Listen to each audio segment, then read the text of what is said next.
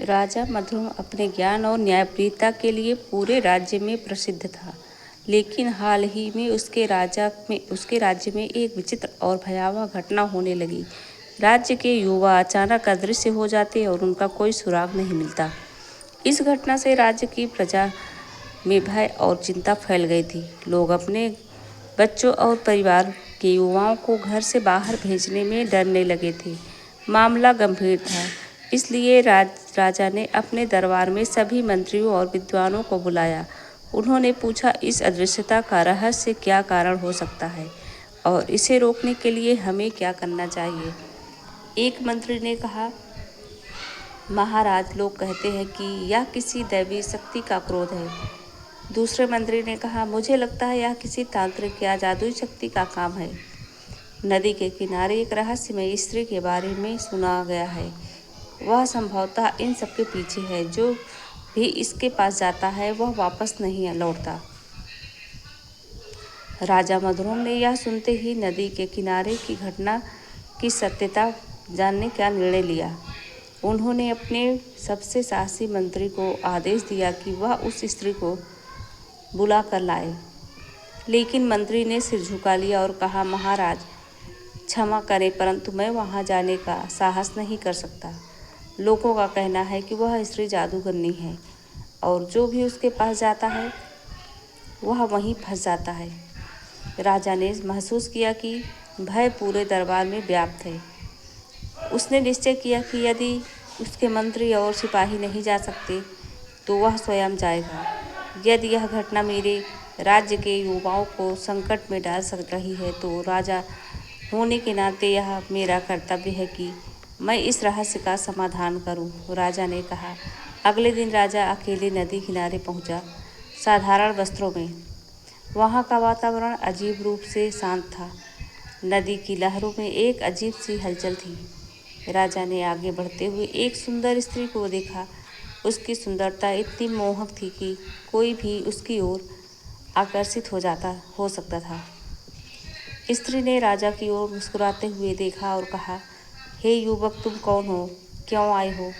उसकी आवाज़ मधुर और आकर्षक थी, लेकिन उसमें एक रहस्यमय गूंज भी थी। राजा ने खुद को संयमित रखते हुए कहा, मैं राजा मधुरम हूँ। मेरे राज्य के युवा अदृश्य हो रहे हैं और इसका कारण तुम्हें माना जा रहा है। मैं इस रहस्य को सुलझाने और अपने लोगों की रक्षा करने आया हूँ। स्त्री ने पहले प्रणाम किया और फिर हंसते हुए कहा, क्या आपको लगता है उनके पीछे मैं हूँ?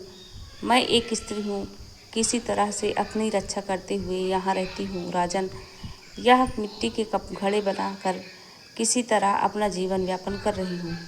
राजा मधुरम ने स्त्री की बात सुनकर उसकी आंखों में झांका। वहाँ कोई डर या झूठ का संकेत नहीं दिख रहा था। वहाँ पड़े घड़े इस बात का सबूत थे कि वो सच बोल रही है। उसने गहरी सांस लेते हुए कहा, यदि तुम निर्दोष हो तो यह रहस्य और भी गहरा हो गया है। मेरे राज्य के युवाओं के अदृश्य होने के कारण यदि तुम नहीं हो तो क्या तुमने यहाँ कुछ असामान्य देखा है? स्त्री ने कहा, मैंने कुछ रहस्यमय तो यहाँ जरूर देखा है। यहाँ नदी के किनारे अजीबोगरीब रोशनी और कुछ आवाज़ें सुनाई देती है। जो भी यहाँ आता है वह उन रोशनी की ओर खिंच जाता है और फिर कभी लौटकर नहीं आता। मैंने खुद को हमेशा दूर रखा है, इसलिए मुझे इन घटनाओं का पूरा सच नहीं पता। राजा मधुरम ने स्त्री की ओर देखा। उसकी सुंदरता और गरिमा ने राजा को प्रभावित किया। वह शांत और आत्मविश्वास से भरी हुई थी, लेकिन उसकी आंखों में एक अनकही कहानी थी। राजा ने नरम स्वर में कहा, तुम्हारी सुंदरता और कुशलता देखकर मुझे अचरज होता है। तुम यहाँ अकेली और इस एकांत में क्या कर रही हो? क्या तुम्हारा विवाह नहीं हुआ है? और यह स्थान जो तुम्हारा रहस्यमय है, तुम इसे कैसे सहन करती हो? स्त्री ने हल्की मुस्कान के साथ उत्तर दिया, राजन, यह स्थान रहस्यमय है, लेकिन यह मेरा आश्रय स्थल है। विवाह के बारे में पूछ रहे हैं तो कह सकती हूँ कि भाग्य ने मेरी झोली में अकेलापन ही डाला। मेरे माता पिता का निधन बचपन में हो गया और तब से मैं अपने लिए जीवन का अर्थ ढूंढ रही हूँ। विवाह के विषय में कैसे सोचूं? क्यों कि लोगों में मेरे प्रति कोई भांति है, कोई जादूगर ने कहता है, कोई क्या आप भी तो ऐसे ही कुछ सोचकर आए थे। राजा मधुरम उस स्त्री की बातों और उसकी सरलता पर मोहित हो गए। उसकी सुंदरता के साथ साथ उसकी सहजता ने राजा का दिल जीत लिया। जब स्त्री ने राजा को भीतर चलने के और जल तथा फल ग्रहण करने का प्रस्ताव दिया तो राजा ने मुस्कुराते हुए कहा, तुम्हारी मेहमान नवाजी स्वीकार है। यह कुटिया भले ही साधारण हो, लेकिन तुम्हारा जैसा आतिथ्य देने वाला हृदय इसे विशेष बनाता है। स्त्री ने राजा को भीतर बुलाया। कुटिया के अंदर की सजावट साधारण थी, परंतु मिट्टी के घड़े बहुत थे। सुंदर घड़े बहुत आकर्षक थे। राजा ने कहा कि यह सारे घड़े आप हमें दीजिए, हमें आपकी कला अच्छी लगी। स्त्री धीरे से मुस्कुराते हुए राजा के लिए जल लाई। राजा के ठीक सामने खड़े होकर उसने राजा की आंखों में देखा। उन आंखों में राजा खो गए। स्त्री ने अपने हाथों से राजा को जल पिलाया। मन ही मन राजा अब स्त्री से विवाह करने का स्वप्न देखने लगा। इतने में ही कुछ हुआ जिससे उसका यह स्वप्न टूटा। वहां उपस्थित सभी घड़े हिलने लगे। राजा ने पूछा, यह क्या, यह कंपन कैसा? स्त्री ने कहा कि यह घड़े अपने राजा को रोक रहे हैं। स्त्री सम्मोहन में राजा ने उस बात पर ज़्यादा ध्यान नहीं दिया। पूरा जल स्त्री ने राजा को पिला दिया। राजा ने फिर उस स्त्री ने कहा कि हमें आपसे विवाह करना है। स्त्री जोर से हंसी और कहा कि आप कैसे हमसे विवाह करेंगे? आप तो यहाँ से हिल भी नहीं सकते महाराज।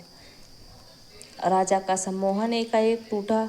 राजा ने खुद को अब असहाय महसूस किया। वह हिल भी नहीं पा रहा था। राजा ने अब क्रोध में कहा, तो तुम सच में कोई जादूगरनी हो।